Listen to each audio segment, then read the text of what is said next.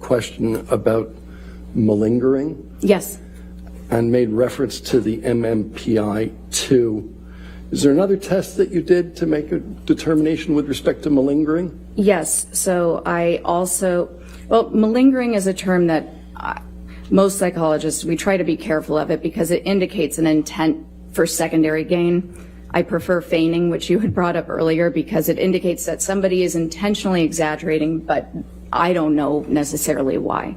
So I think that's a more accurate term in general.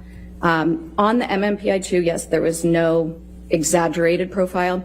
I also gave her the CAPS-5. I don't know if you'll remember, but that is the clinician-administered PTSD scale consistent with the DSM-5. And on that, there were signs of gross exaggeration. I also looked at the test results that were provided by Dr. Hughes, and on an objective test of trauma, there is a scale specific to intentional exaggeration on that test, and Ms. Hurd was in the 98th percentile, meaning that she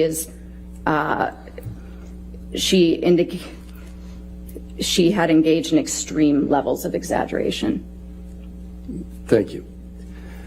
You were asked about intimacy problems, relationship difficulties associated with IPV, and you then said that there were some key differences. Yes. What are those? So what you see when we're talking about the personality disorders is there is a very consistent pattern of the aggression, the violence, the irritability. First of all, it's escalated. But second of all, it occurs when there is either, for the borderline component, a threat of abandonment, a perceived slight, feeling like the person is about to leave you, about to walk away to get some space from an argument.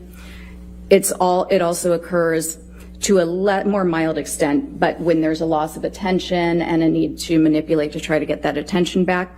But it's not, when somebody has PTSD, that irritability is sort of at a low, constant level, or it's completely random. For instance, you might have a Vietnam vet who went straight to bars for a period to get into fights with the hope that he would kill somebody and just self-destruct. So it's a very different type of presentation. IPV, it might be more irritability, but that's actually less of a symptom for female IPV victims. Usually what you'll see is somatic symptoms, the depression, a lot of fearfulness and anxiety, but typically more complaints about somatic symptoms.